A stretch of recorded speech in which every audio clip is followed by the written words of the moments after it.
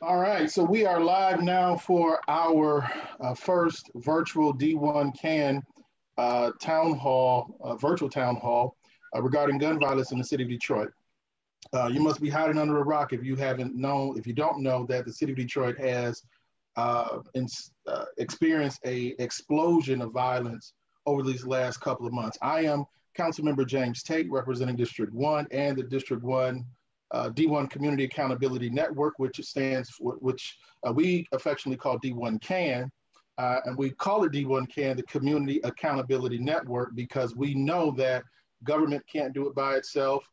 Citizens can't do it by yourselves either. It has to be a collective of everyone coming together, the entire community. So we are in our fifth year, excuse me, of D1 CAN, and we're plugging away and trying to figure out how to address this gun violence. But what is extremely troubling is that we're seeing gun violence in the midst of a pandemic. I'll give you some stats. Here are some numbers. We got this from the police department just yesterday. Non-fatal shootings in the city of Detroit. We have 259 non-fatal shootings this year. This is during the stay-at-home order. During the stay-at-home order. We were under stay-at-home order for 70 days. And let me just give you what that time frame is, from March 23rd to June 1st. At 70 days. So 259 non-fatal shootings during that period of time. Of those individuals, 6 victims are 13 or younger, 22 victims between the ages of 14 and 18. But then we're going to go back since, or matter of fact, we're going to move forward since the stay-at-home order has been released. Again, that's June 1st. We're looking at 272 non-fatal shootings. Of those individuals, 6 victims are 13 years of age or younger, and 26 victims are between the ages of 14 and 18. I know I just threw a whole bunch of numbers at you, and if you're not writing them down, you have an opportunity to do so later on. You'll hear these numbers as we progress. But the thing that you have to know and understand is without getting the exact number correct, these numbers are huge and they're wrong for us. And we've got to figure out as a community how to address this scourge of violence, gun violence is happening in our community, and identify why in the world have we seen this explosion during the pandemic. Now, I will say, we're not the only place that are seeing this violence around the country. I'm not going to throw a whole bunch of numbers at you again just yet. What I want to do first is bring in our panel of folks, because as I said before, the government can't do it by themselves. I'm a council member. I definitely have some pull, weight, have a legislative duty to do. But what's most important is how do we bring the community together to deal with this issue? First thing we have to do is discuss it. Today, discussing this issue, joining us is Ms. Mia Reed. She is a licensed clinical mental health counselor and founder of Change Happens Today, which is a mental health private practice. She's also a community outreach leader, Moms Demanding Action in Oakland County. Lastly, but certainly not least, she is the founder and CEO of the Charles W. Reed Community Health Center, which is a nonprofit located in Detroit that focuses on families impacted by gun violence and poverty. The center is named in honor of Charles, her son that she lost to gun violence, along with his cousin in 2011. We want to thank you, Ms. Reed, for joining us today. We also have Dr. Chandra Carr. She's a psychologist and executive director of Miller Carr Human Services, which provides therapeutic services to children and families in Wayne, Oakland, and Macomb counties, executive director of Comprehensive Behavioral Health Services at Central City Integrated Health, also director of Mental Health Therapeutic Services with D-Live at Sinai Grace Hospital, and certainly last but not least, he is a board member with Henry Ford Service Clinic. We also have joining us today is a gentleman who I know very well. We go back a number of years, Jeffrey Nzoma.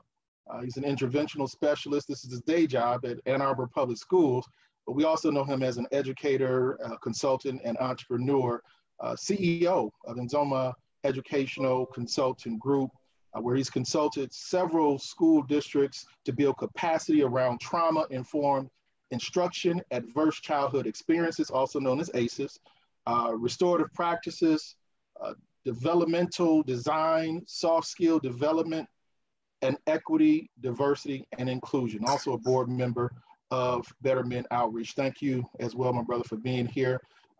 We also have with us Calvin Evans. Calvin is a member of D-Live, a very integral part of D-Live, also an interventionalist, and provides a lot of instruction and provision for many individuals within our community. We're going to absolutely make sure we go through the rest of your bio as well, because you have played a very important role in so many young lives in the city of Detroit. Thank you all for joining us today. As you probably noticed, we don't have anyone from the police department here, and that was by design. We don't have anyone from the police department here because typically when we start talking about gun violence and violence in general, first thing people want to do is say, well, what's the police say? What does the police say? Police are doing their part. Whether you like it or you don't like it, police gonna do their thing. The question is, what are we gonna do? And so I wanna open it up with the panel and ask just the question, what do you believe is the cause of this violence that we're seeing now, this increase, this spike, this explosion of gun violence happening within our community while we're in the midst of a pandemic? Anyone can take the mic. I think that one of the things that we need to focus on is we already have a crisis. And that crisis has not been addressed adequately. So with the pandemic, now we have a crisis and we have a pandemic. And the pandemic is increasing our crisis because now you have people that are unemployed. You have people that do not have transportation and the bus system isn't working, so they may not have access to get the resources that they need. And so what that does is it increases their stress level. And most of us that are involved in the mental health arena know that when we have an overwhelmed amount of stress, that causes us to begin to do irrational things. Our thinking isn't rational. And so you run the risk of making decisions that you wouldn't normally make. And so in regards to gun violence, you have people that are getting desperate. They're desperate to pay their rent. They're desperate to eat. Just that one thing that a lot of us may not worry about. Some people, that is their single focus for the day, is to feed their families. So we have to focus on basic needs. That is number one. We have to focus on basic needs. Are basic needs being met? So, Dr. Reed, I mean, the other question I have to ask, I mean, when you hear those numbers, during the stay-at-home order, 259 non-fatal shootings. After the stay-at-home order, which has not been a very long time, again, June 1st, 272 non-fatal shootings. Do you think that this is, what some have said, and even Ms. Reed said, pent-up frustration over a long period of time? Do you think it's just, as many of these politicians like to say around the country now, because people were locked in and locked at home during the pandemic, people just had to express themselves? And this is what we're seeing now in terms of explosion. But the reality is, even during the pandemic, we saw more than 250 people shot. What do you think the cause of this new explosion in violence is during the pandemic? Well, I was actually going to Dr. Carr. Oh, okay, go ahead. Yep, Dr. Carr, what do you think? Yes, I definitely 100% echo everything that Ms. Reed has stated. I think one big component that may not be there now as it may have prior to is the support system.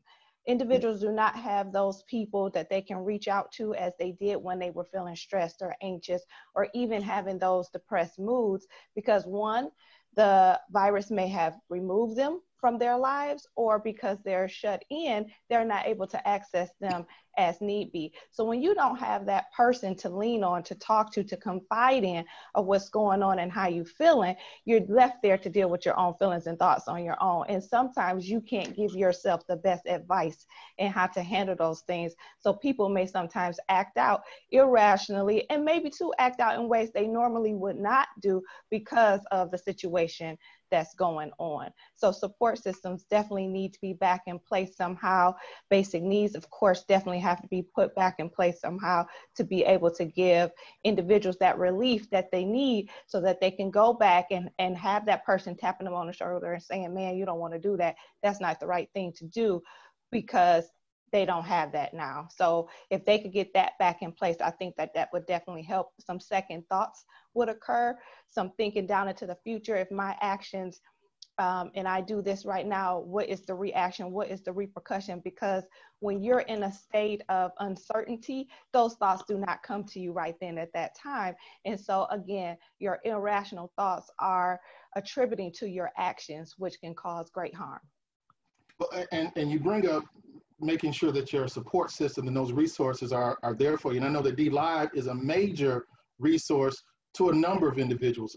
And I became involved and connected, aware of DLive through some friends of mine, but even more than that, just the work that they do.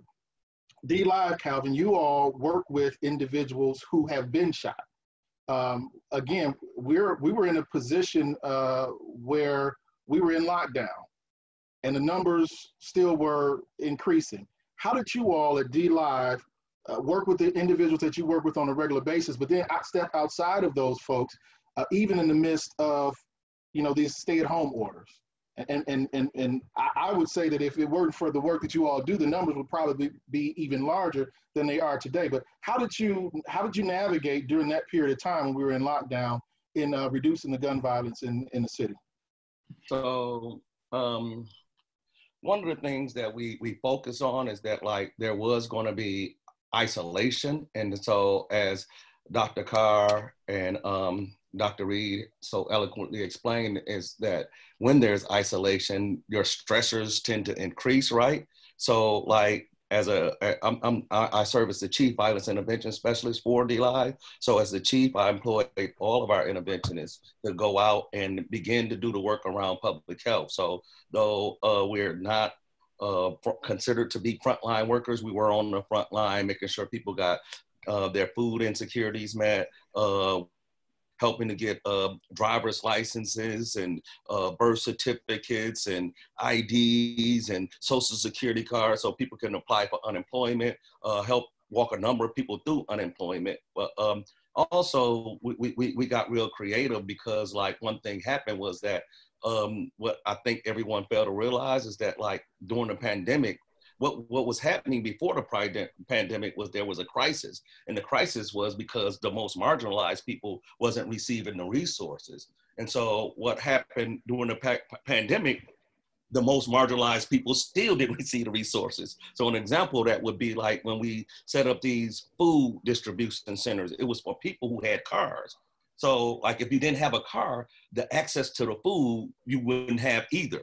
So what we had to do is go and pick up food and deliver food to individuals, but also in delivering the foods to individuals, we deliver PPE materials as well. And so in doing that, what we found is that there was still a number of people that was couch surfacing. They were essentially homeless. And so they were being kicked out of place to place to place because of the fear of the pandemic. People were saying that these young people in particular were coming into the households and they were carriers, and they was infecting the elderly people. So these young people who didn't have a place to go and was, couch surfacing, began to, like, their stressors began to increase. They didn't have funding, they didn't have a place to stay, they didn't have transportation, and they didn't have a support system, the people who they could rely on the most. So those are some of the things that we did, but also we developing a housing program to deal with the housing insecurity. So we did everything around the social determinants of health. That's what we focused on. And so, I keep hearing over and over again about making sure the gun violence isn't just about guns. It's not just about people who want to go out and just commit crime. There's probably a small group that does that, right? But overall, we're looking at resources. We're looking at marginalization. We're looking at all of these different challenges that people face in their lives on a daily basis. Brother Nzoma, let me ask you this. You work with young people in the school system. You also work with young people with the as a board member of Better Men Outreach. What are they telling you? And maybe not so much in terms of the violence, but what are these young folks, and these are men, young Black men, what are they telling you about the stressors that they are feeling right now, the trauma that they have endured as a result of the pandemic, as a result of being marginalized, as a result of fill in the blank? What are they telling you on a regular basis? Okay. First of all, greetings, everyone. Just to go back, I think what this pandemic has done is exposed who we are as a nation. It's kind of brought a lot of the things to the surface. We saw that with murder of George Floyd. We saw that with a lot of the civil unrest that's taken place. But it also amplified a lot of the things that are wrong with our country, with our city. Violence is often a function of fear, stress, high unemployment, poverty, scarce resources, or at least the perception of scarce resources. I don't know if you recall, at one point, toilet tissue was like the big thing, people fighting over toilet tissue. Fewer safe spaces to gather. And as was already discussed, fewer social services available. The Brothers of Better Men Outreach, one thing that they continue to do is meet with each other over Zoom and talk about some of their anxiety, talk about some of the things they've experienced during this pandemic. And one consistent thing that's come up is that feeling of not being able to provide for their families. And that is something that creates different avenues for people to go out and try to get what they need the best way they know how. So poverty is an issue. Access to resources is a huge issue. And the pandemic only amplified those things. Let me ask you a question. I mean, so we know there's a lot of change going on since we've had the protests following George Floyd's murder, his killing. We know there's been protests all around the world about change, and there's been some changes that have occurred.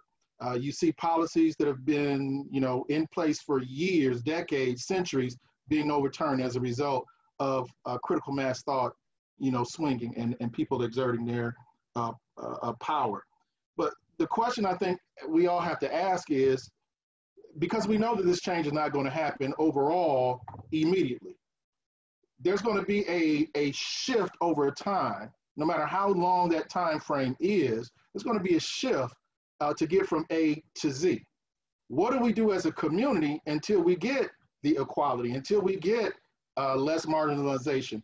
My question is, Ms. Reed, when we're talking about getting all of these pressures released from us, we know it's not going to be overnight. What is our role as a community in the meantime? What's our role, in your opinion, from even government? As a council member, what's our role to deal with this major issue in the midst of all of this change that's happening? Well, you said it earlier that this isn't something that a single person can do. It has to be a collective effort. So the community involvement is huge. Each one of these individuals on the panel have pretty much said the same thing: community. Community meaning that we have to help those that do not have access to the resources that they need. We have to find a way to find out who are these individuals that do not have access. For example, we have a lot of individuals that are unemployed, and then we know that the state added an extra $600. That's a good thing. However, we still have individuals that have not even received their first check yet. So in the interim, how are they paying their bills? How are they providing meals for their children and their families? And do they have the information to take advantage of those resources that Mr. Carr was talking about? And if they do have that information, do they have the transportation to get there? So we have to reach out, the outreach. Outreach is huge. So we must focus on outreach for the community. Then you have these individuals that are suffering emotionally. And a lot of them do not recognize that they are suffering emotionally. They do not understand why they feel the way they feel. And so we have to focus on mental health. We have to make mental health a priority in our community. The African American community definitely has a stigma in regards to mental health, but the more we talk about it, the more we share our stories. That's one of the reasons why I share my story. I was fortunate enough to take advantage of mental health services so that I can come back and help others. We have to let each other know that it is okay not to be okay and to seek out help when we need it. And lastly, the involvement from community mentorship. We have to have a role model for our young men to look up to, and it has to be consistent. We have to have that influence. They have to see somebody that looks like them that may have gotten in trouble and turned their lives around. They have to know it's okay if you made some bad mistakes. Here, let me help you. This is what you can do to turn your life around. Community. Anybody else want to add on to that at all? I would like to. I think Ms. Reed is dead on in what she's saying. I 100% agree with her. I also think that a problem that we're having right now in the community is fear. And I think Mr. Jeff touched on that. And so when we have those individuals in the community that are looked upon as role models, examples, modeling the way of what we should and could be doing, I think that helps to decrease the fear and allow individuals to take their rightful place and do the things that they are supposed to do, because they now see someone who's been there, done that, like me, and look at where they at, look how successful they are. And success in everybody's eyes looks differently, but success to just do well in whatever capacity that looks like for them highlight their ability to be able to grow and mature and produce better outcomes for their own community. But the whole thing is to dissipate the fear, and also knowing that it's okay to talk to someone about your issues and about your troubles, about your sadness, and it's okay to cry. You know, you got to let that stuff out. If you keep it in and bottle it in too long, it will explode, because I tell my patients all the time, it's gonna come out. So either you control it coming out, or you just keep pushing it and packing it down, and then it explodes and erupts at a time that you're not prepared for. So being able, again, to have somebody to be there to talk to interact with, to engage with, definitely be able to help. And it also gives them things to do within their time. If they don't have anything to do, then your mind wanders and you start doing things that you're not supposed to. But if you take the time and interact with each other as far as mentorship and helping each other, even if it's just a phone call or a Zoom, you know, interaction, that is great. And it reduces the fear and it allows people to move forward. We've just been joined by Ray Winans, Executive Director of D-Live, Detroit Life is Valuable Every Day. Ray, we're talking about the psychological effects of this gun violence. And, you know, one, we talked about earlier about ACEs, and I know that you have a lot of experience in ACEs. And I read an article, I'm looking here, just published today, as a matter of fact, just released today, rather, 2 days ago, my apologies, from the American Psychological Association, that says that childhood trauma changes your body forever. It says that it makes you age faster than people who have not dealt with trauma. It says that it also, trauma leads to early puberty, cellular aging, and it changes the brain structure as well. Ray, what have you seen in individuals? I mean, do you see childhood trauma as really a common denominator when we start looking at individuals who partake in violence in the city?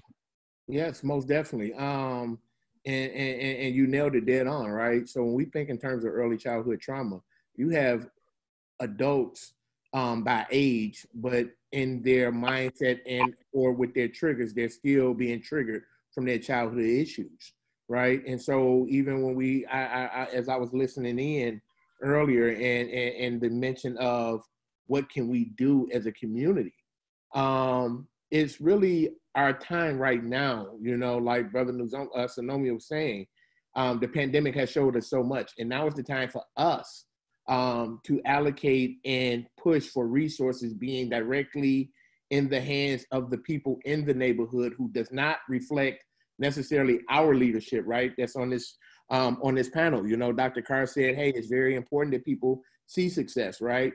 Everybody's success does look different.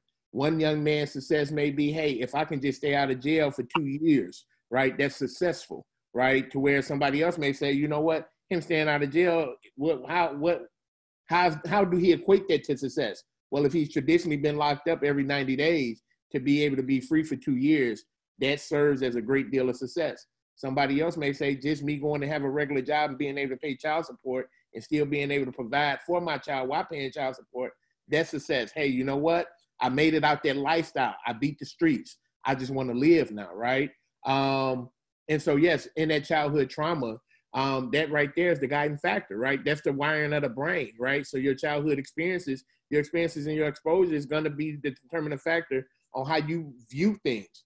We get to this point with fight, flight, or freeze. Some people, all they know is how to fight now, right? So it's no flight.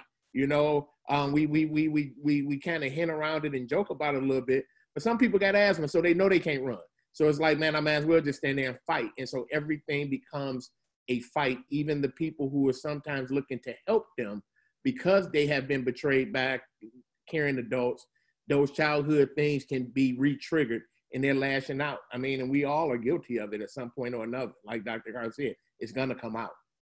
Yeah, I'm gonna throw this back. I'm gonna throw this at you guys because we talked about the childhood experiences, right? So here I am, and I'm always trying to figure out, as a government official, as an elected official, how can I take from what other people say and bring it in so that I can be a better legislator, so I can be a better elected official. Now, you pointed out, Ray, and others have pointed out as well, about these childhood experiences, and you said it so eloquently that, you know, even when you have someone who's reaching out trying to help, because of the way that you've reacted and been forced to react your entire life, your instinct is to either ignore or fight, right? So it makes it much more difficult for those individuals who are trying to provide that assistance. And I know, Ms. Reed, you talked about that outreach, right?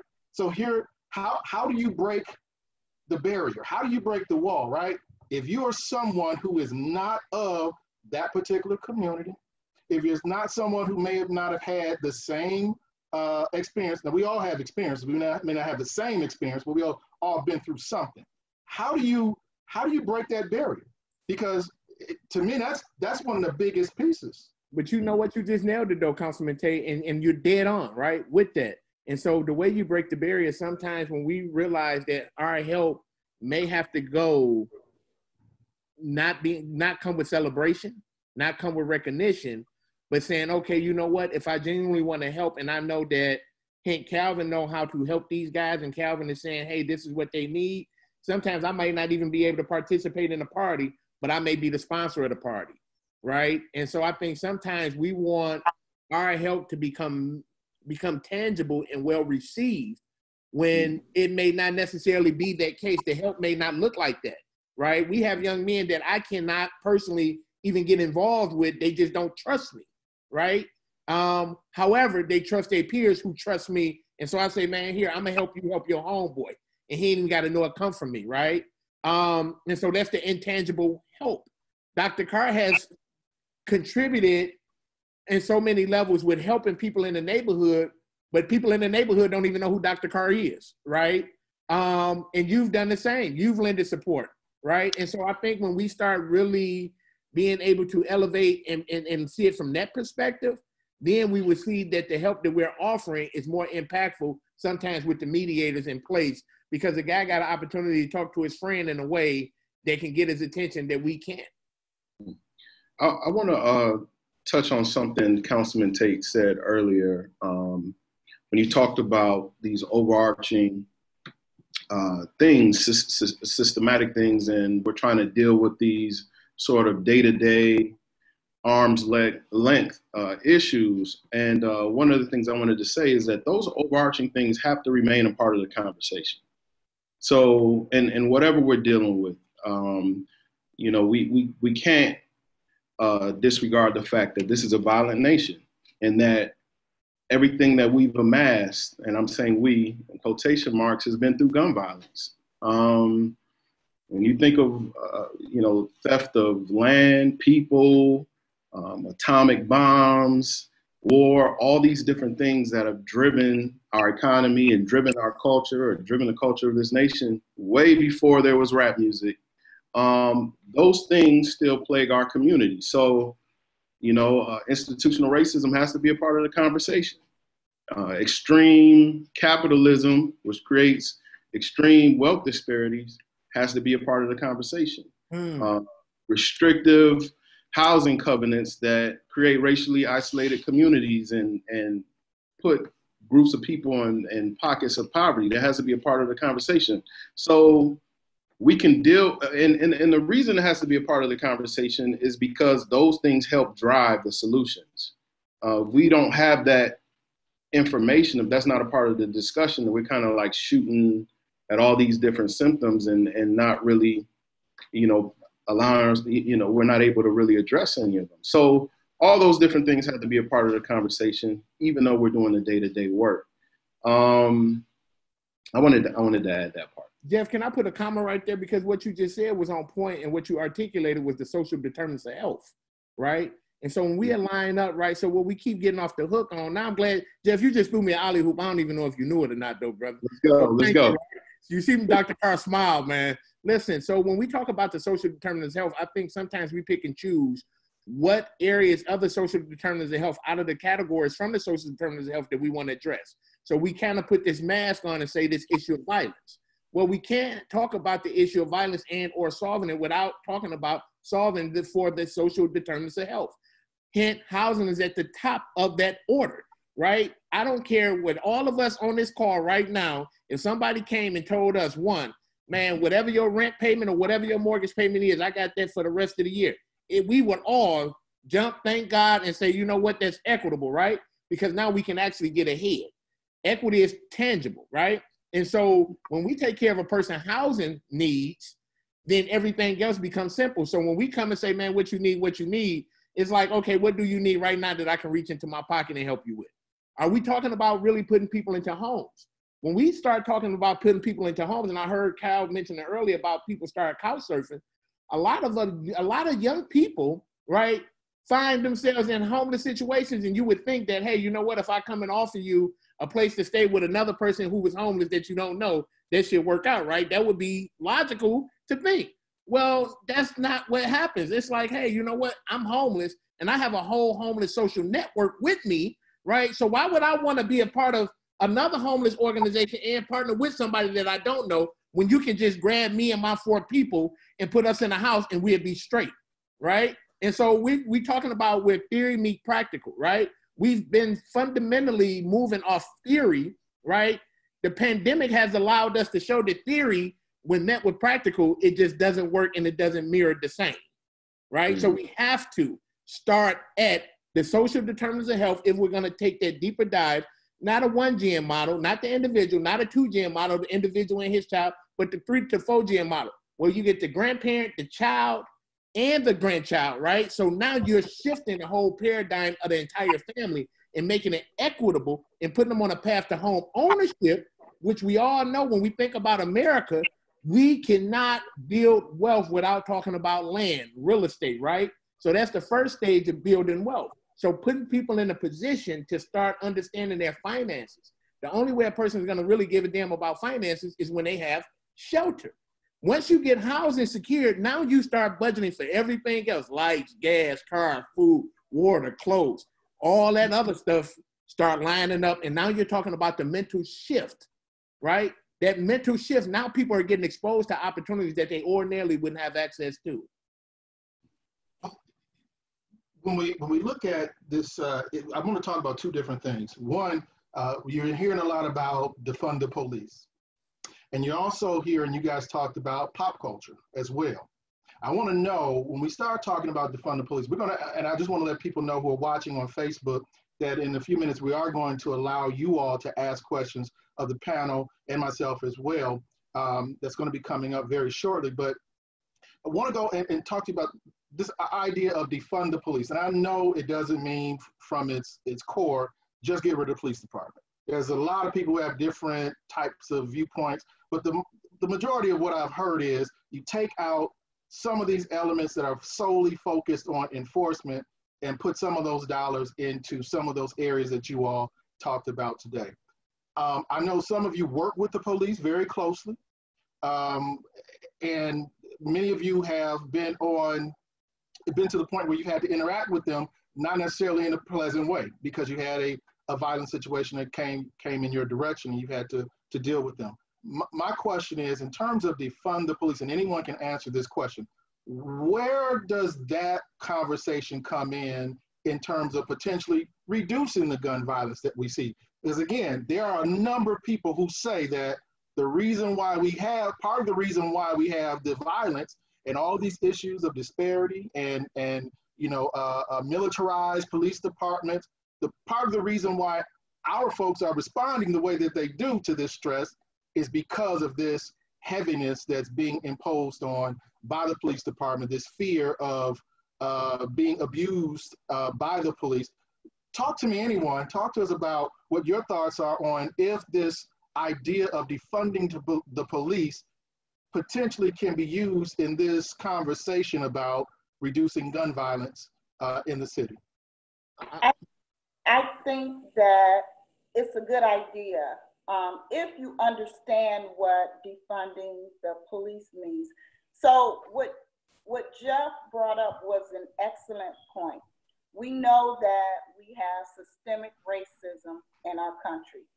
Although a lot of people won't acknowledge it, we have it, and many of us live it. And because we have that, we know that Blacks are 21 times more likely to die by gun violence than whites.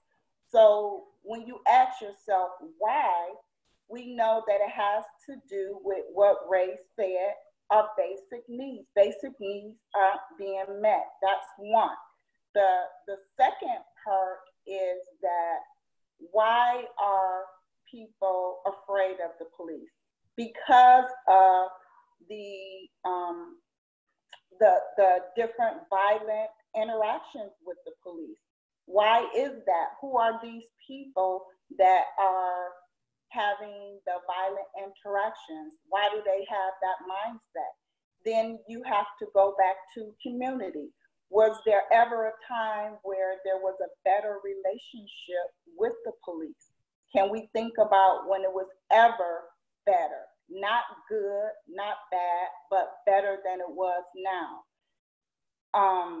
Why is there not a relationship with the police? So when you allocate funding to areas that are really needed, like basic needs, and like Ray said, the biggest one is shelter, food, and clothing. Those are our basic needs. And those basic needs have to be met in order for anyone to grow or move forward. So once you take that funding and you allocate it toward the areas that need it, like Ray said, you're gonna have that mind shift. And then once you allocate some of that money toward programs to teach officers how to interact better, or to understand the negative survival skills that they receive because somebody has a fear for their lives, instead of them taking it as a reaction of retaliation. Maybe they're just scared, and that is their survival skill. You know what? I appreciate and respect everything you said, right? My perspective is a little different, just a slight. And so when it comes to the language of defunding the police, me personally, I don't think that that's the appropriate language.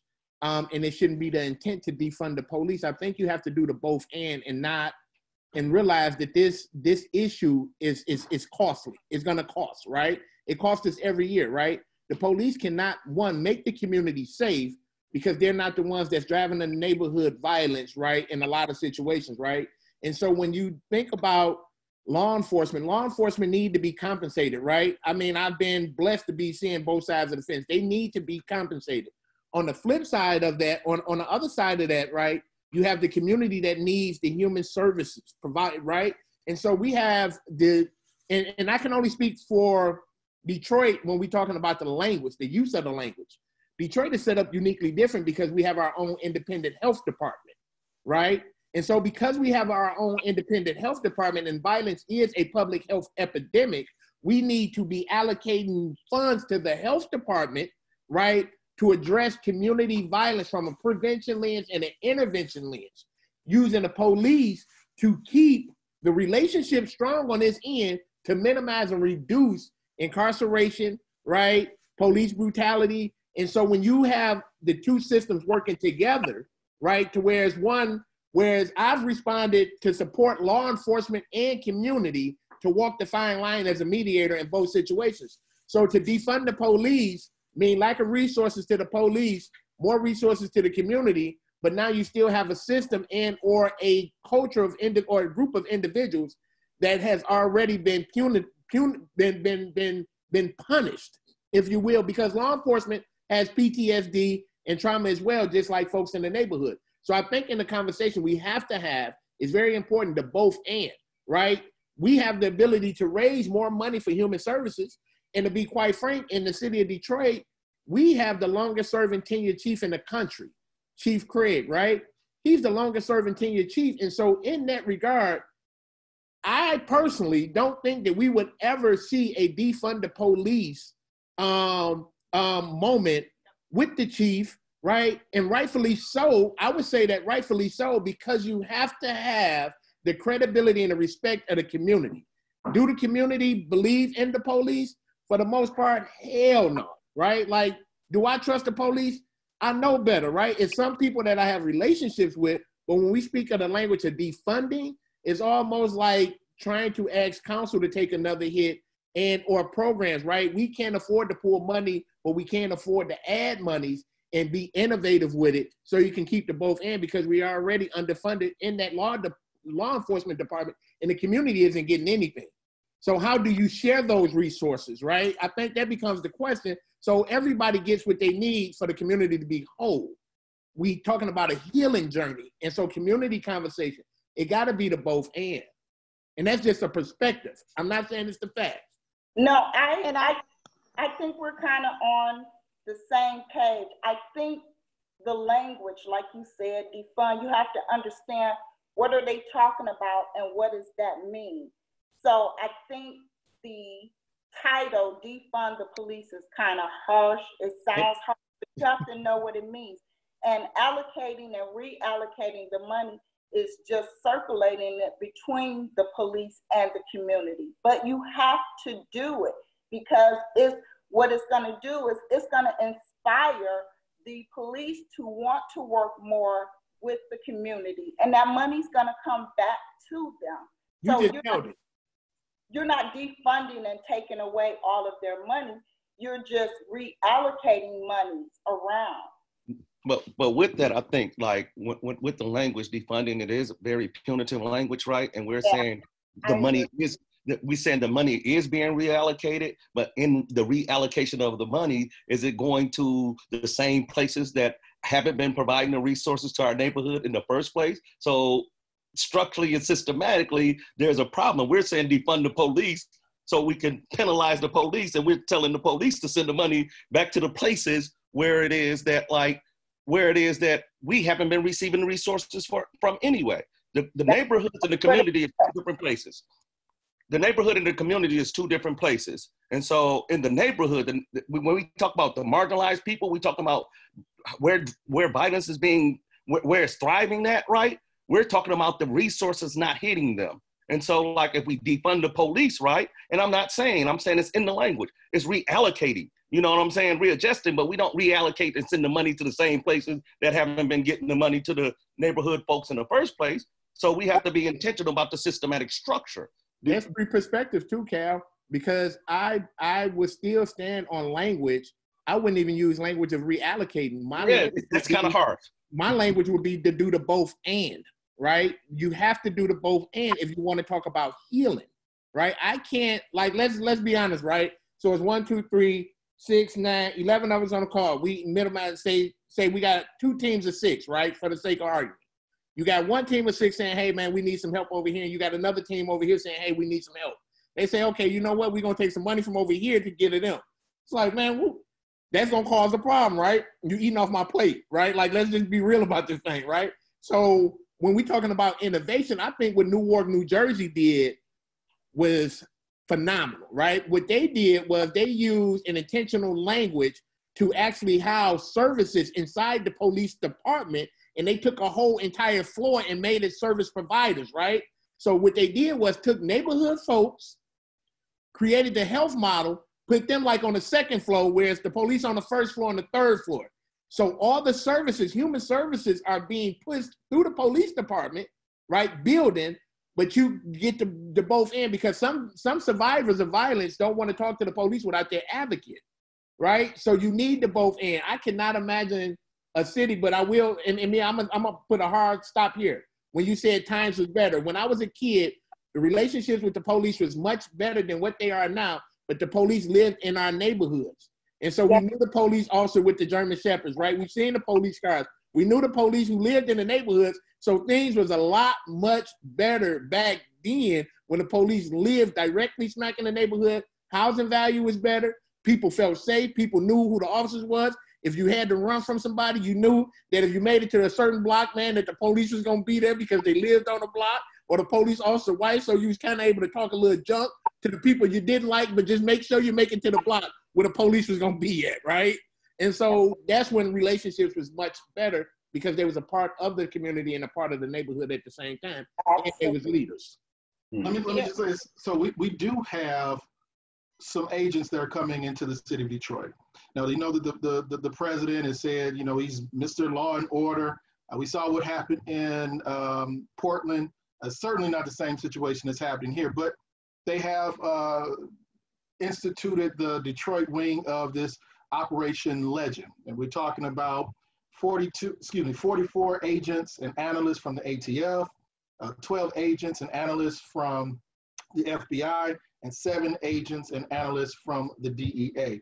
They said that, you know, their focus is not on protesters, it's only to work in a task force, which we've had in the past with federal agencies as well. We're looking at those resources coming into the city of Detroit, right? So do you believe that it's going to make a difference? Let me just ask that question before I ask the second question. Do you think that an infusion of agents working with our police department, again, the agents don't know our city, our DPD does, and you know, for the most part, they have a good relationship with a number of people in the community. I see some head shaking. No, anybody want to add on to that? Tell me why you. I see some nose shakes. Why do you think no?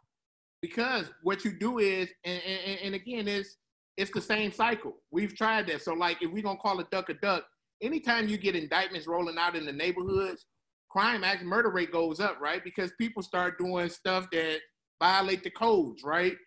People don't want, so you have so many factors then, but I think one of the most important parts is almost like the story of the elephant, that old African proverb, where when they take the male elephants, the adult elephants out the village, the young elephants run wild and tear the village up, right? And so when you start moving people out the community, right, out the neighborhoods, right, for whatever reason, we're going to call it, and we're going to call it duck because we tell the truth, nothing watered down, contributing to mass incarceration with federal indictments and more punitive things. Now you have that systematic structure still in place of, now you have more families without the man in the household, more children, parents incarcerated, increasing ACEs scores. So it continues, right? And if you really pay attention to it, right, from a historical lens, every time the indictments come down, it's what? Every 4 years during a presidential election. Everybody know, man, more indictment people, because again, everybody ride that wave of tough on crime, tough on crime, tough on crime, tough on crime. People aren't afraid to go to jail. If people were afraid to go to jail, they wouldn't be committing crime. So they know the consequence. So it actually makes things worse. I do agree. Dr. Carr, I saw you wanted to add something, Dr. Carr, before we go. Yeah, I want you to get in. So yeah, I do agree with what everyone is saying. I do think though we need to look back at the police staff as a whole, and they need to get additional training, different training than what they're getting now, training to really understand the people that they are working with in the communities that they're in. And I agree, when we had civil service in the community, things were a lot better. They were a lot different because they had an understanding of what their community was and who those individuals are. And we also need to have additional services for people who are in law enforcement. They need to be able to have therapeutic services at their fingertips.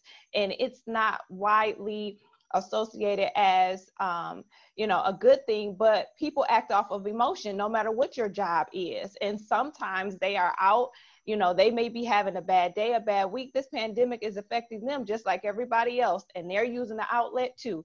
And so if they don't know how to correctly use their outlets, if they don't know how to correctly use their support systems, this is the type of thing that we get. So providing additional services for them, because they are humans too, they need help as well. And that's where some of those funds should be allocated for, and make it mandated, not optional, that they receive therapeutic services for the type of work that they're doing and in the community that they're in.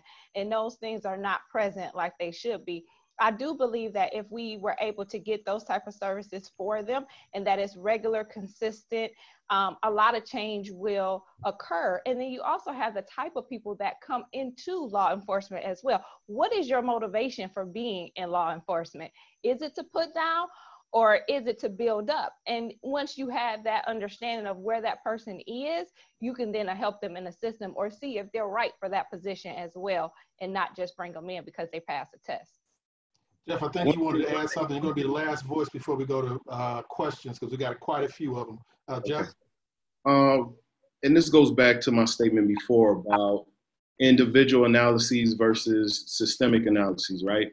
And I think what's happening right now in the discussions around defunding the police aren't really centered on, is a cop good or is it bad, or all these different individual things, but looking at the framework that the police force has operated in. And like, for example, I saw a statistic that 9 out of 10 calls that to the police are nonviolent, so why wouldn't we allocate those resources to a social worker or to someone trained to deal with some of the things that families, things happen in homes, things happen in neighborhoods, so it's a systemic shift or philosophical shift in how do we deal with our issues? How do we deal with drug addiction? How do we deal with all the different things that impact our society? And the over criminalization approach has failed. And so there are a lot of different ways that we can be more humane and be more thoughtful and really put the people who are trained and have the capacity to work with those issues and again in a humane way. That's the conversation, or that should be the conversation around reallocating those funds. So we need to reallocate funds, not necessarily reallocate funds from the police, but just the system as a whole to place where the resources need to be. That's what I'm hearing more than anything. And in addition to that, we also need to make sure that the police also have some mental health, some areas where they can go to get some mental health evaluation, assistance, whatever they need as well, because I'm going to tell you, I worked at the police department. I was a non-sworn member in the Office of Public Information, and the stuff that I saw just in those 5 years, I'll never be able to erase them, never. And I can only imagine having to do that on a daily basis and duck gunfire potentially as well in the midst of it. So I can only imagine the psyche of, and I've talked to a number of officers, and they go through situations, they go through cycles. But again, when we start talking about resources, whether we agree with the task force or not, I think one good thing is they're bringing additional resources for investigations. In addition to that, and I would be remiss if we did not address this, they're also bringing $25,000 for the arrest of the person responsible for killing 4-year-old Nathaniel Townsend. Now, we're going to get to the questions. We absolutely going to get to the questions of our folks who are chiming in. But I want you guys to think about, when we see this young man, when we see young faces, when we hear about all of these young kids being killed, shot and killed in the city of Detroit. Again, I'll go back to the numbers. During the pandemic, 22 victims were shot and killed, shot during the stay-at-home order between the ages of 14 and 18. Post-pandemic order, stay-at-home order, 26 of those victims are between 14 and 18. And I want to know, why don't we get outraged, right? You see in other places when one child is shot, when one child is shot in their home, in their grandmother's home, sitting right there on the sofa, you see them get outraged. You see marches, rallies. We don't know how sustained it is, but we know that there's an initial reaction. Here in the city of Detroit, are we so apathetic, even those of us who care? Are we so apathetic that we don't get excited about these kind of killings anymore? And that's what troubles me. As a community, we are not upset. We're now outraged. We have all of this anger built up inside, pent up inside of us. We need to get it out. There's some anger that needs to be thrust on this stuff as well. And unfortunately, it just doesn't feel that we're doing enough to express, doing enough to plan, doing enough to work and collaborate together. So that's just me speaking. And I'll take some of the blame as well as an individual, because all of us have to take some blame for this thing. All of us. We do have to go to our callers, those who have questions. For those of you who are on Zoom, if you are by telephone, you can hit *9 if you're on telephone. If you're on the web, if you have a Windows computer, hit Alt plus the letter Y, and that will raise your hand. If you're on an Apple computer, you hit Option plus the letter Y, and you can raise your hand that way. I know we also have some questions from Facebook. I want to go to my team. You guys are doing a tremendous job today. Let's go with Aisha. We got the Facebook questions. Aisha, who do we have first? We don't have a ton of questions on Facebook, more so a lot of comments. I can read through some of those, but one comment that we got earlier from the Java House was about how can we help our community on the ground level? So again, we kind of touched on that just a little bit. How do we deal with this from the ground level as opposed to someone sitting in the seat that I'm sitting in, who also still has a role to play? Jeff? And this kind of connects, what we were just talking about. But in terms of defunding the police, or the conversations around that, right?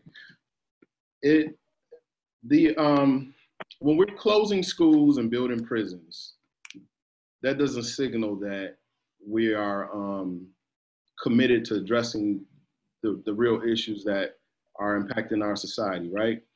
When I'll give you one example of Better Men Outreach. One of the programs that they're in the process of development and they're seeking funding and partnerships for is this license reinstatement program, because due to Michigan's law, we have the highest car insurance rates, and if you don't have your car insurance, then you get a ticket, or you can get arrested, or you can get your car, whatever, and get your license taken. Then you're driving without a license, and it just further compounds, and there's all these fees, and it just becomes impossible for a lot of people to maintain their driver's license, but this is what they need in order to work. This is what they need in order to provide food for their families. So it creates this cycle of criminality. Again, a systems view would look at this as, okay, we have policies in place that are creating criminality unnecessary, right? So when we talk about doing things at the ground level, I think it goes back to how can, and you mentioned this before, removing barriers. How can we remove barriers for people to drive? Something as basic as driving, right? How can we remove barriers for employment for people who've, you know, had a felony or, you know, and some of these things are being looked at, but I think we need a broader and more dedicated approach to dealing with some of these things.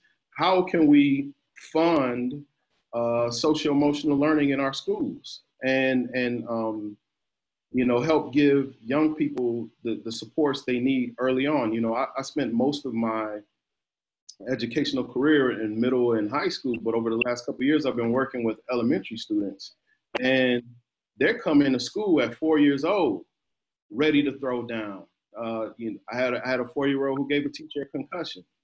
I had a 6-year-old who repeatedly brought weapons to school. So we're talking about ground level. We need to be looking at funding the appropriate health and human services at an early age in our schools, funding extracurricular activities, funding programs, working to develop greater collaboration between all our stakeholders, the community, our corporations, our families, our schools, and, you know, where there's open dialogue, shared resources, and we're not trying to deal with all these problems in silos, but we're working together. I think I like that, was that Java House asked the question, but you know, connecting with schools, you know, connecting with, you know, programs that are dedicated to, you know, providing training for certain members of our community and providing jobs. You know, all those things need to happen. And I think we're kind of very segmented, and I think that kind of speaks to what is the purpose of creating these this this environment of overcriminalization. And the last thing I wanted to touch on is a big thing is right now is marijuana. You know, we still have young Black men and women who are in prison for marijuana. We still have young Black men and women who, by any other account, are scholars and really, really serious scientists when, you know, when it comes to marijuana, but they're still, you know, they're not getting access to the, then, you know, the proper paperwork. And I mean, there are all these barriers to them being successful in those fields, and yet people are coming into our community making millions and even billions of dollars. All those things kind of make one question, you know, the sincerity of you know, are we really trying to tackle these problems, or are we creating problems and continuing this legacy of criminalizing a certain group of people and impeding their ability to grow and thrive? We have 5 questions. We said we're going to be here to about 6:30. We got 5 questions. We want to make sure we get to those questions on Zoom. Yelena, who do we have on Zoom? First question up.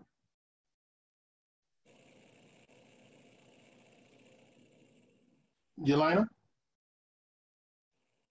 Sorry about that. We had 5 hands raised. 2 have just lowered their hands. If you want to raise your hands again, we're going to get to your questions. The first one up is Mr. Otero has a question, so I'm going to unmute him and allow him to speak. All right.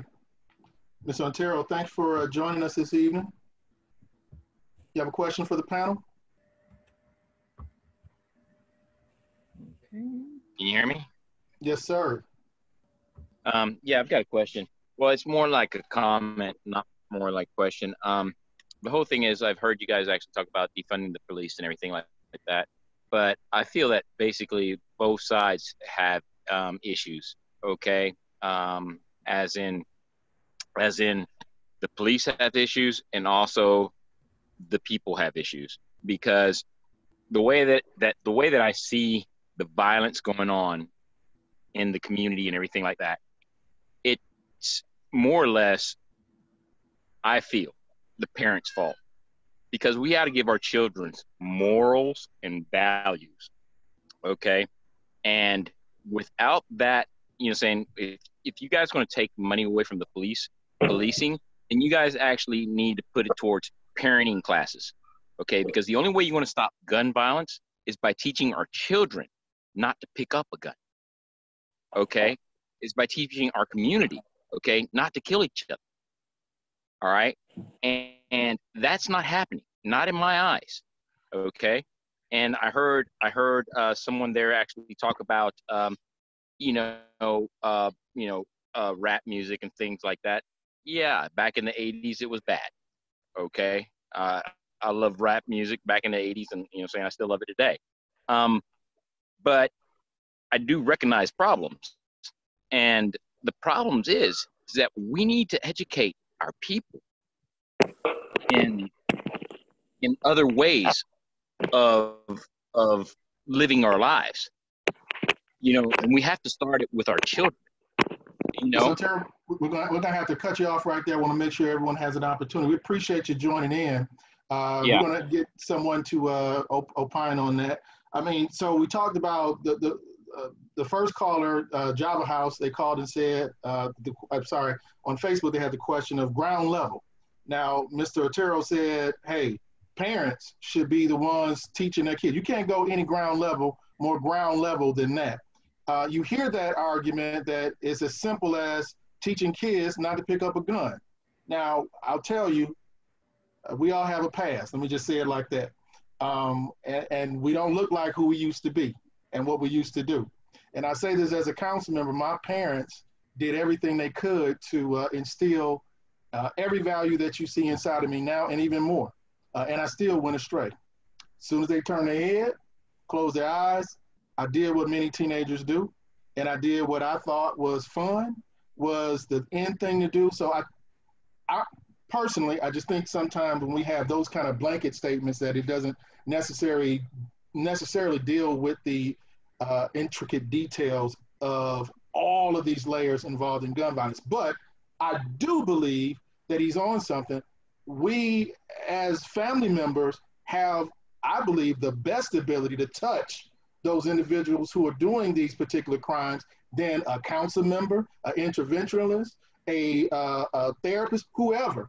So anybody want to give any kind of feedback on what Mr. Otero said? Any pushback? Anybody agree with him? I do agree that starting with the parents is very significant. I do believe that the more educated our parents are about how to raise their children, how to communicate with their children, how to interact with them, give time to them, and definitely show them love, has a lot to do with how they respond and act when they get older. We also have to think about the environment as well as that our children are in. And they can have a wonderful home environment and home structure, but they do go out, they do go to school every day, they do play in the park, they do see things on TV, and those things can definitely have an influence on how they behave and respond outside of the watchful eye of their parent. So we just have to be careful that we look at both components. Absolutely, the parent do all they need to do to make sure that their children are well-rounded and have all the morals and values that they need. But in the environment, we have to be careful where we're placing them and what environments we are allowing them to be a part of as well. I think, and I absolutely agree. I think we need to re-examine the whole community. As Councilman Tate said, I can tell you, if it wasn't for other people in my neighborhood, if it wasn't for Yvonne Rush, who created Project Adapt, if it wasn't for, I can name so many different people who impacted my life. If it was just up to my parents, there's no telling where I would be. And I have my mother and father. So that the village concept, it takes a village to raise a child, all hands on deck, is critical to us kind of solving some of the issues that we have in our community, to making sure all our young people have a quality life, a high quality life. So we go back to Community Accountability Network, all of us together. Yelena, who's our next caller? We have Mr. Alan Jones, and I'm going to unmute you now, Mr. Jones. Mr. Jones, thank you for joining us today. We appreciate you being here. You have a question for the panel?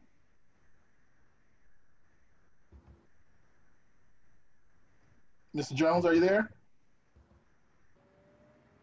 He's still muted if he's talking. Hello, can you hear me now? Yeah, we got you. Mr. Jones, thanks for joining us. What, you got a question for the panel? Yeah, Mr. Tate, Councilman Tate, I'm Alan Jones. We and I work together from Detroit Hope.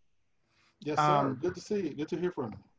Yeah, couple things. One is I heard a friend tell me that the phrase defund the police was problematic, and he offered the alternative phrase of reimagine the police. And I like that phrase a lot, so I just wanted to throw that out there. But I also wanted to ask the panel if they could, because I agree with Mr. Jeff about silos. I would like the panel to give one very practical way. How do we break up the silos that prevent things happening between the families and the community and the churches and the schools? Because I've worked in every single one of those environments in my career, because I'm 65 now. And I find that in every one of those places, there are silos of good knowledge, but they never get anywhere. So I'd like the panel to say, how can we, in practice, not in theory, not in words, how can we break down the silos that are preventing progress? Thank you. Anybody want to take a stab at that one? How do we break down these silos of people who have resources that can help the community working independently as opposed to collectively? How do we do that? Calvin? So that's like a bigger problem, you know, and he's spot on with that, like these silos. And I don't know if they'll never not exist, but the reason why the silos exist is because there is a rat race to be able to get funding, to be able to do what it is that you intrinsically know how to do. And so like, so like, it's like these barriers that so many people got to go through. And so like, it's like we're trying to protect the barriers so that we can service the population and people in which we're dealing with. So like, I think it votes for a bigger conversation. And I think Mr. Otero was right. Like it's the both and in terms of like, we have training that is needed on the law enforcement side, and we have training that's needed on the community and neighborhood side. So when we look at the model, I think we should be training up our children the way it is that they should be going. So it's like we putting our parents of the parents of the children, the grandparents and the children in the position so that they can receive the training, but the training should be touching the children so that the children won't be subjected to like this generational thing. When we look at ACEs, we can't change our ACEs score, but we can change the ACEs scores of our future, of our children. Our children are the now, they ain't the future. And if we continue that concept that they are the future, then it will be in the future. We'll be talking about what we are to do for their children. So I think it starts now, us training and educating in a healthy way. Like I rely on the public health model because it helped me in who it is that I am. And I believe I'm an advocate. Wherever the mind go, the body will follow. So we have just a little bit over 10 minutes left, but we still have a number of questions. I know that he asked if everybody can answer. I think you did hit it right on the head. So we're gonna go to the Facebook. Aisha, who do we have next question on Facebook? We have a question from Alva Sievers. She said, same type of support that all have suggested need to be emphasized in our education as well. I'm not hearing how important our educators are in this topic. So not necessarily a question, but a different angle that I think we can touch on. Gotcha. Jeff, that's your wheelhouse. Educators, talk to us.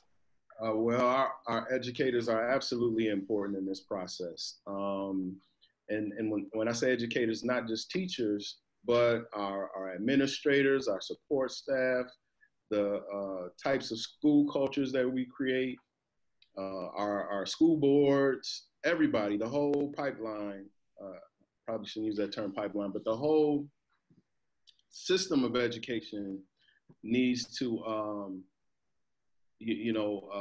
be a part of the process of creating a different world for our young people, a better world for our young people. And so making sure that our teachers have the training that they need, not just how to teach math, science, English, reading, and writing, but also, like I said, the social emotional needs of students, being trauma informed. I believe teachers are the vanguard of challenging the material that our different systems tell us we need to teach our children. They're the ones who should be a part of the decision-making process on, is this culturally appropriate? Is it culturally relevant? Are these things that we're teaching in our schools empowering children, affirming their identity, enriching them in their own culture, and helping them better understand who they are? All those things are important. So yeah, educators play a very important role in creating healthy contributors to our community and our world. Thank you. Elena, we got someone else from Zoom? Yes, we have Mr. Keith, and I'm unmuting him right now. Mr. Keith, thank you for joining us today. You have a question for the panel? This is always the fun part where you're waiting, you wait. Mr. Keith, you there? Okay. All right. Who else do we have, Yelena? We'll come back to Mr. Keith. Okay, so we have Miss Brown, Crystal Brown. I will unmute her right now. Okay. Ms. Brown, good evening. Thank you for joining us today. You have a question for the panel? Yes, can you hear me? Yes, ma'am. And hello to everyone. And I sincerely thank you for addressing the very important topic. So I just want to thank, am I pronouncing your name correctly, Chandra? Yes, ma'am. I want to thank you for addressing that parents are the first teachers, but many of our parents are ill-equipped to take that role. And as Jeff stated, yes, the village approach is great, but we need to think too, as you stated, about equity in early childhood education. We have a lot of teachers who are ill-prepared and don't have the ability to work with children in cultural linguistics, understanding their cultural, having cultural knowledge. And so a lot of our children, even with early childhood education, which is pre-birth to age 8, sets up the 3rd grade, 90% of their brain is developed before they're 5. So you could break a child for detriment at a very early age. So I think too that we need to look at also teacher preparedness. As parents are not prepared, we have teachers who aren't prepared. Yes, the village approach does work, but we need to also make sure that when these teachers are going to school, that their preparedness is also preparing them for the children that they will be working with, not the ones they hope to work with, but the ones that they will be working with, because the school should be ready for the child, not the child ready for the school. She said a mouthful. I like that. Thank you so much. Yelena, who do we have next? We have caller ending in 752. All right, switch them over. Caller 752, good evening. Thank you for joining us. You have a question for the panel? Yeah, this is Amy Good. Can you hear me? Yes, thank you for joining us. Sure, hi. Yeah, I'm just joining by phone at the moment. A couple quick things. I really appreciate all of the panelists. A lot of really awesome food for thought. I'm really intrigued by that Newark model. That sounds really exciting. And I think Detroit is just a place of creativity and willingness to try new things. And I can see Detroit kind of raising the bar for the country and trying successfully some new things. Anyway, a quick comment and a question. My quick comment is I appreciate the comments about the need for parents you know, the value of parents, and that parents are the first teachers, and that we need parents to instill values and you know, exercise good parenting.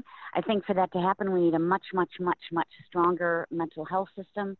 So many times I see in my work, parents are reaching out for help with mental health challenges with their children, and the help is just not available to them. That's a huge problem, and I'd love to see the reimagining of police allocate funds for strengthening mental health for children and teens. So here's a question that I haven't heard addressed, and I missed about 5 minutes early on. So I apologize if this is addressed and I missed it, but I haven't heard any talk about guns on the streets. And if my impression is that that's a particularly bad problem for us in Detroit. There are a lot of guns on the street, and I'm just wondering if that's a part of strategies that people have in mind. Getting guns off the streets, is taking that really practical approach, is one piece of a obviously much larger strategy. It's funny you say that. Thank you again, Amy, for joining us. It's funny you say that because I've been coming across a number of articles about legal gun ownership now on the rise. A lot of it occurred at the beginning of the pandemic. And if you want to look at where we really stand, if you start seeing the numbers of legal guns being purchased, you can only imagine what's happening on the black market as well. So those numbers are increasing. And many folks have had the assumption that the numbers are increasing based upon, fear. People just having fear of the unknown with the pandemic. People having fear of the police not being able to protect them, so they're taking it in their own hands. Guns are being normalized in many communities that weren't in the past. So you're starting to see a lot of that. Again, we're talking about legal gun ownership now. When you look at the ATF, what you find in terms of information is that the majority of the crime guns on the street, these are guns that were stolen. At one point were legal guns, but when you see these break-ins taking place in people's homes, one of the first areas they go to is that underneath the bed, in the closet, same places that everybody put the same stuff. So when we talk about responsible gun ownership, that is extremely important. There's a group that we work with, Black Bottom Gun Club, phenomenal group of individuals who have come together and said, look, we've got to not only put things in perspective in terms of gun laws, but we also have to be responsible gun owners. And so we do have some information at the very end of the video. We're going to have a slide that has information for that particular group. But I would say, and anybody else can chime in as well, the issue of guns being available on the street in the city of Detroit is a little different than what you see in some other places where illegal guns being pumped into. And again, this is the information I've gotten from my sources at the federal agencies. You're seeing these guns mainly going from hand to hand to hand, these old guns. And then you also see the new guns coming from break-ins that are taking place overwhelmingly in people's homes. Anybody else want to add to that? If not, then we'll just go to the next. Ms. Reed? No, we can't hear you. We can't hear you. Okay, can you hear me now? Yes, ma'am. I think you made a good point in regards to the huge amount of guns. We have a lot of laws in place where the access to owning a gun is so lax. I mean, we need to strengthen our background check. We have these guns in a home that children are finding, like you said, under the bed or in a cabinet, and they're taking it out the home and they're giving it to somebody else, or they're going to a family member's home and they're stealing the gun. So the access to guns is just so widespread. So the biggest thing that we could do in regards to that is to vote. That is our biggest voice. That is the best way that we can reduce some of the gun violence, take some of the guns off the street, is to vote and to strengthen our gun laws.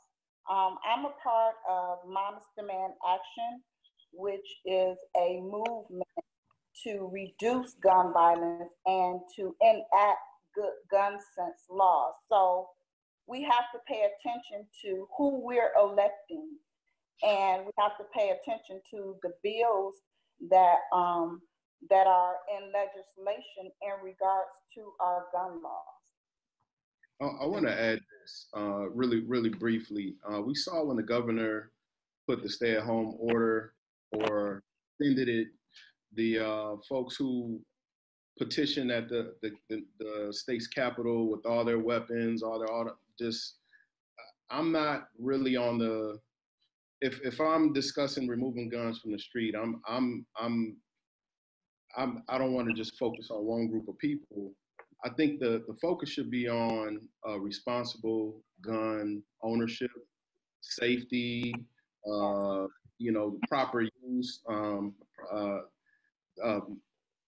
educating young people about gun laws, so that they, it's different when you've been educated about it, you know how to use it, you know how to protect your family, and you're not acting out of fear, and you're not acting out of, this intense emotion of, somebody stepped on my foot. I think, stepped on my shoe. I think everyone has guns. The Second Amendment is about guns, and certain communities have more guns than we know. So I think in our community, the focus should be more on responsible gun use, gun safety, and education about gun laws, gun policy. Yep. And then you guys have been extremely charitable with your time. I'm going to ask, we got 4 more questions from folks who've had their hands up the entire time.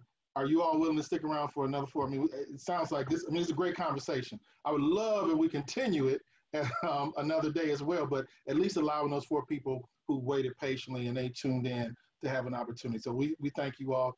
Yelena, who's our next question, please? We have Crystal Johns. Crystal Johns, thank you for joining us. You have any questions to the panel? Oh, absolutely.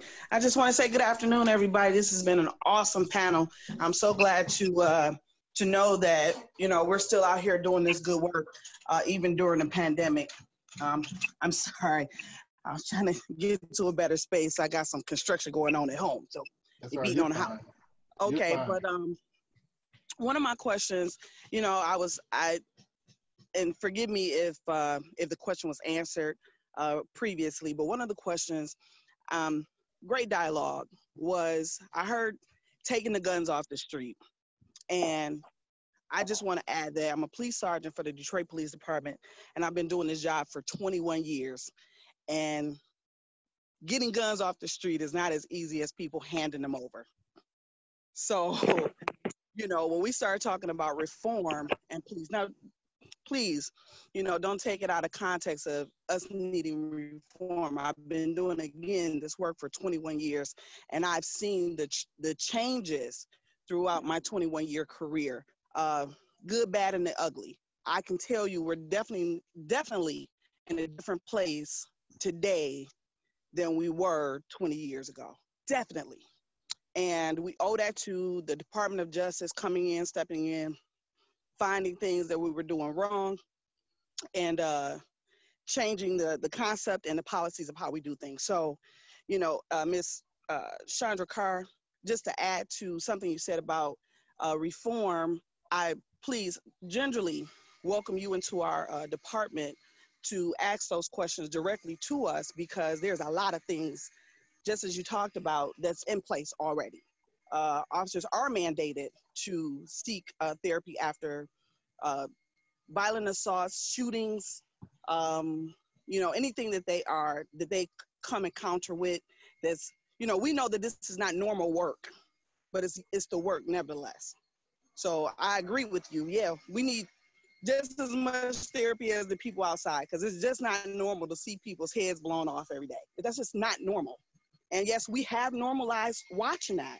So when you see officers gathered and talking, and, it seems funny, but that's a coping mechanism is what it is.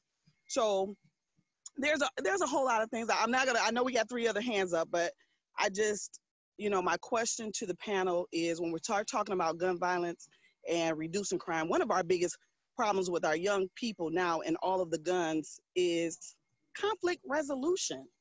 They do not know how to resolve the smallest problems, and they go strictly to gunplay.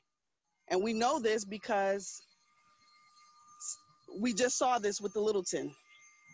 The officers had no direction for him at all, but they were still shot at in regards. But, conflict resolution is one of our biggest issues that I see every day from our very young kids. It's fight or shoot, not talk it out, sit down. Prosecutor Kim Worthy actually has a program called Talk It Out, if anybody is familiar with it. And she talked about it on our D1 meeting, safety meeting. I encourage you guys to get some more information on Talk It Out. We need those programs. So I don't like the word defunding the police, because you still have to pay for the services. And we're one of the most underpaid departments nationwide with the most work. So we just have to remember that. And absolutely, many of the things that we're faced with maybe shouldn't even be on the laps of the police, but it is right now. I'm handling landlord. We don't buy houses, but here I am asking somebody to see a lease. So I'm gonna yield my time at that. But I'm just asking, when we talk about gun violence or taking guns off the street, what are we really saying? How do we want the police to do it? What do we want to see from our police department? How do we want to see them perform? And I'm not talking about, just demeanor, those things that we can address, we can write up for, we can send back to training. But when we have violent crime, how do we want our police to police? That's my question. Thanks, Sarge. And whenever I hear about people talk about police officers, it's individuals like Sergeant Johns, who I know personally and know the work she does and know how she works in the community and what's on her heart, that makes me cringe when I hear, F the police and no police are good, and F12, all of that stuff. I know for a fact that there's some great individuals that work in this department who actually care, who are part of our community, not just police and the community, they're a part of the community. So I thank you for all the work that you do, Sergeant Johns, as well. But to the panel, our question is, and are the responsibilities, the expectations of the police department unrealistic? When we start talking about conflict resolution, and she brought up the situation with the gentleman who pointed the gun at the police officer, and then he fired, and you still had people who were saying that the officers were wrong. They shouldn't have even come up to him, even though they were investigating the one of the gentlemen for a mass shooting that took place a few days ago. 4 people shot. Is there a voice from the overall community that speaks on behalf of police and say, wait a minute, wait. We got to really think about this thing on all different levels. How does that happen? Who is that voice? Where does it come from?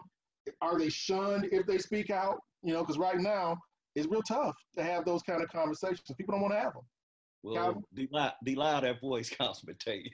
So, as you know, during the pandemic, we've been working with the protesters, we've been working with the police, we've been working with the mayor, we've been working with the community activists, we've been working with the neighborhood folks, we've been working with everybody, right? And so, Ms. Crystal Johns, she make a very valid point. What are reasonable expectations, right? And so I think that in all this, that we have to go back to what we know to be true, right? And that is that most people that we're dealing with that are the problem with violence are people that are marginalized. So when we think in terms of the education system, right? When there's a problem, we kick them out of school because they're the bad seeds. We don't be impacted. So what do we do with those individuals that are kicked out of school? We don't do anything with them.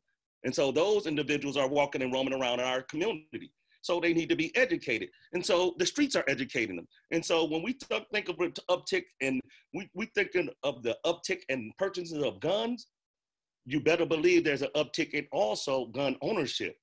Because the reality is that the neighborhood can figure out now I can be a licensed CCW carrier, whatever they call it now. I can be a licensed carrier now. So with being a licensed carrier, now I can purchase guns.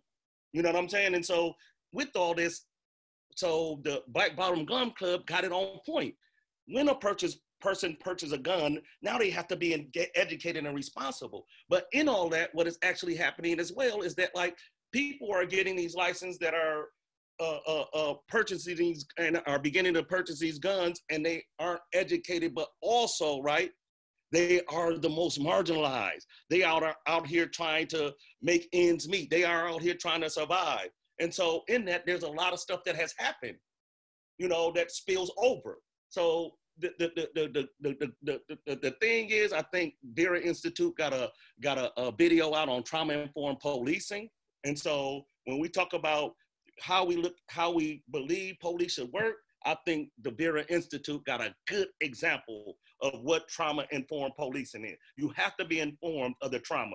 There are people in our community that are doing this work without a badge and a gun, and we're taking guns off the street. You know, we're saying that, look, there's a deeper problem, you know, and it goes back to Jeff's point. We're not being heard. It goes back with the Jabba House. How do the people on the ground get the resources, you know, because it's immediate need. There's a harm reduction model. Harm reduction model is about substance abuse, but more so it's about addressing a person's immediate need. Like, how do we address a person's immediate need? Once we can address a person's immediate need, what we do is we build trust. And when we build trust, we can open up and we can go into those people's homes and we can really take a look and we can take a deeper dive. So systematically, we have to change the way we've been doing things because it hasn't worked. We have to come to grips with that. I think, and I just want to add on just really quick. It's going to be the speed round. So speed round. We got to wrap up at 7 for sure. I'll say really quickly that Betterment Outreach actually has a conflict resolution program, which is beautiful because I saw the shift. You know, when it started, you know, it was very much in your face, fighting, you know, all types of things happen. And then these same gentlemen, through building community and building trust and a love for each other, are now each other's biggest supporters. So I go back in the neighborhood and, hey, Big Jeff, you know, it's like the same, you know, there's that fear that a lot of us have is reduced by building relationships and by creating programs that deal directly with some of those issues. So it's not something that I would expect the police to do on their own, but I would like to see the police, the courts, our criminal justice system work in partnership with our various organizations who interact with particularly Black males to address some of these problems together, to work to implement restorative justice and opportunities for you know those who might have wronged our community to repair it, to be a part of the reparative process. And that's what I would ask for the police to be a part of the conversations, be a part of these different, you know, join the organizations hand in hand. And I think that will eliminate some of the contention. Right. I think we got one more question. You guys have answered pretty much what the others have asked. Yelena, we got one more question, it sounds like? Yes. On Zoom? Yes, right, we have caller ending in 269. And we do apologize. There was a couple other people, but I think they kind of dropped off if they're still here. But 269 has a question. All right, caller 269. Thank you for joining us today. Do you have a question for the panel? Yes, I do. A couple of comments and a question. First, I want to support Councilman Tate's question about where's our outrage when our sisters and brothers and children are being shot. It's as if we don't care about our sisters and brothers and our children. Where is the outrage? The second comment is the phrase defund police really needs to, I agree it needs to be changed. because the defund police, really doesn't, is really negative. And I don't think that is the real purpose of what the people are talking about when that comment is made. Now, the question is, regarding the guns on the street, aren't the feds supposed to be here to help get rid of some of these guns that are on the street? Does anyone know that? Yeah, they're part of a task force, and they work just independently as well in the city. So yes, they are here to assist. Yes, ma'am. To address those. All right. Thank you. That's all I had to say. Can I say this really quickly? I've seen the anger. I don't know, maybe it's just the different circles that we're in, but there's a lot of anger. There's a lot of discontentment. There's a lot of fear and anxiety, a lot of different emotions based on the shootings that have occurred in our city. The young man who shot 4 people on the Coney Island, I mean, that rocked a lot of people. It rocked me to our core. And even the young man and the 2 young ladies, girls who were shot while they were lighting fireworks just a few weeks ago, I mean, created a lot of a community building and folks coming together to come around. I saw New Era Detroit got involved, and they were talking about holding members of our community accountable who commit acts of violence against young people. So these things are happening. I wouldn't say people just don't care. I think the reason why you see more of an emphasis on, say, for example, police violence is because these are trained professionals. These are state employees being funded by, taxpayer dollars who are supposed to protect. And for them to commit some of those acts in uniform, I mean, obviously will create a different type of response than, someone else who's not in that role. But there's anger, there's a lot of frustration. There are people coming together and saying, hey, we need to figure this out. Neighbors are talking to each other more.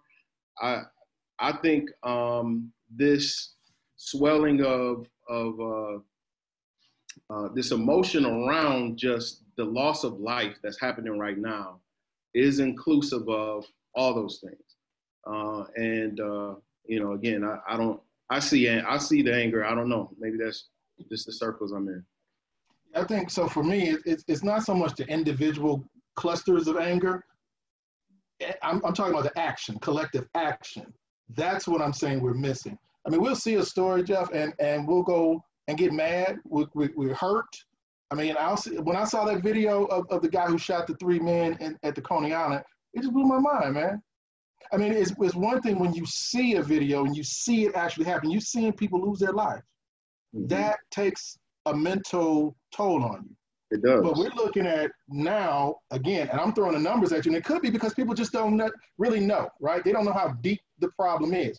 I just mentioned 6 victims under the age of 13 were shot during the pandemic or during the stay-at-home.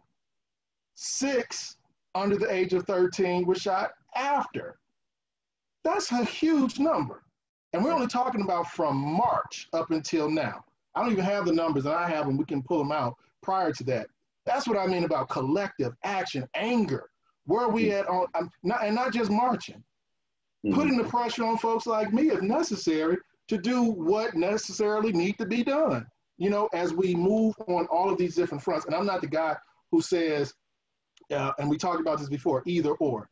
We need to protest the police or, when you hear people talk about Black Lives Matter, if you're saying Black Lives Matter, why aren't you focusing on Black lives being killed by Black people? That's not, you can do both. And here's the thing, some people just don't have the capacity to do both because we're focused on all of these other different issues. Do what you do and do it well. So if you're focused on police brutality, do it and do it well. If you're focused on crime in the community, do it and do it well. But understand, all of this stuff affects you, so you can't walk away from it. So when I say that, and I hear you, because I absolutely see it, and we're part of a group that focuses on that's focusing on dealing with this particular issue. I'm just saying collectively as a community, the 600,000+ people we have in this city, it seems pretty quiet to hear these kind of numbers for young people being shot in their car seats, in their sofas, at home, at grandma's house. That to me is a huge problem. We got to change that. And so we need to wrap this up. And before we do, I would be remiss if I did not mention again that they're still looking for the individual who took the life of 4-year-old Nathaniel Townsend Jr. Was sitting at home at his grandma's house, shot in the chest. $25,000 reward being offered by the FBI. There's a $2,000 reward being offered by Crime Stoppers. Anyone who has information, please reach out. The Crime Stoppers is anonymous. FBI, I don't know if they're necessarily anonymous, but I do know that they pay out and they're not necessarily waiting for a conviction. It's about the arrest. So again, people, please, we got 4-year-old, and we can unfortunately put so many other faces on there, but this one is the one that hit me the hardest and really spurred me to pull this thing together. When we get to the point we got 4-year-olds being killed and we don't go crazy, we in bad shape, and we're in bad shape, y'all. Can I say something? Sure. Councilman Sure, Tate, Jeff. just want to be clear. And then what we'll do, so before we do that, well, when you give the last thing you say, I want everyone to go around if you have any closing statements, because we got to wrap it up. I want to be respectful of your time, and thank you all for being here. So Jeff, you have, say what you're going to say, and then you can wrap that thing up, and then we'll just tag and give it to the next person. All right, I just want to say really quickly that the mantra of Black Lives Matter is not just a message for the police. We live in a institutionally racist, white supremacist construct, and Black lives not mattering is something that we all have kind of embedded in our psyche. So Black Lives Matter is something, it's a message to all of us. And it's something that we all need to learn, we all need to kind of take to heart. So, you know, there is no separation of one group versus the other. Black lives need to matter to everyone. And I just close by saying that I'm thankful to be a part of this panel.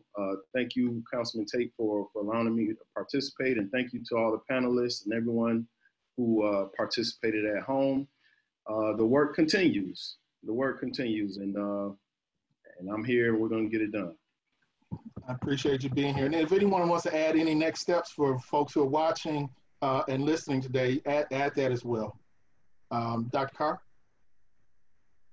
Yes, I just want to make sure that we promote definitely having mental health services in all areas and facets of our life, starting at age 0 and up. I really think it's important to definitely have mental health services in those environments that we talked about, meaning in the school arena for sure, in addition to our community and our civil servants, you know, that help us as well. A lot of work that we all do and that we all see, you know, means so much. And we also too need our own mental health services. So we can't forget ourselves. We have to be able to pour into ourselves so that we can pour out to other people. So it's very important that we do that as well. So I just want to promote that mental health services. And thank you for inviting me and allowing me to be a part of the panel today. Yeah, thank you. Mia Reed, talk to us. What, any last final thoughts, next steps? No, we can't hear you. You got to turn it up. There we go. Okay. I think we talked about gun violence in a lot of different areas, but I think we need to remain mindful that gun violence is a crisis in our community. It has been for decades.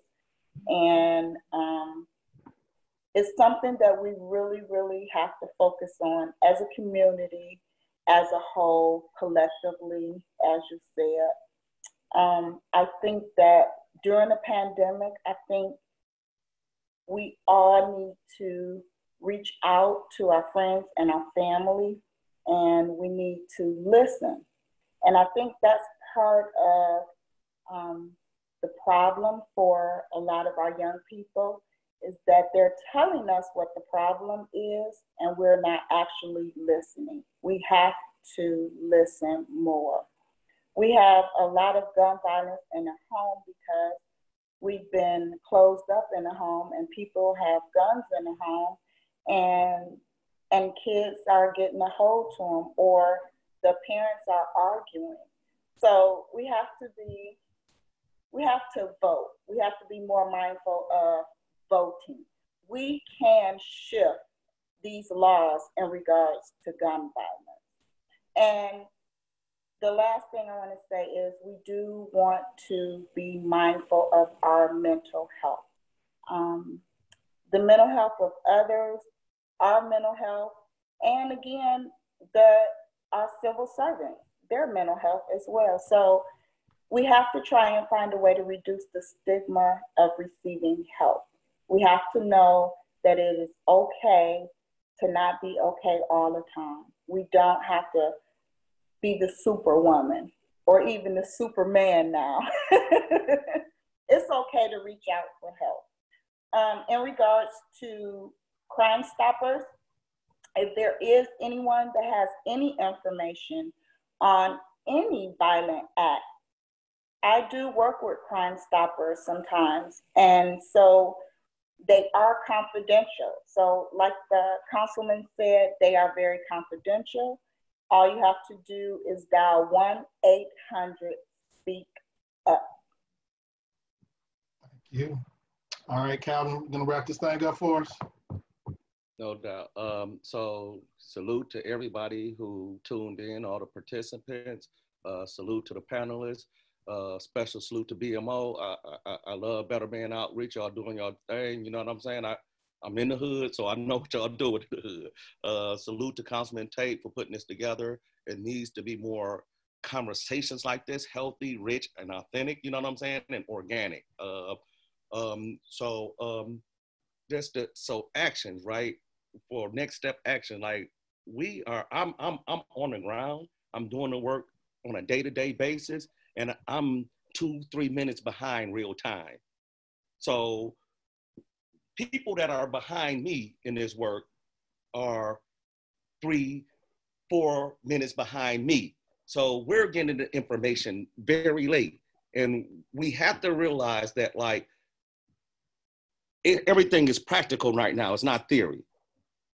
We have to shift from the theory to the practice. The theory is absent of the people whom we're theorizing about.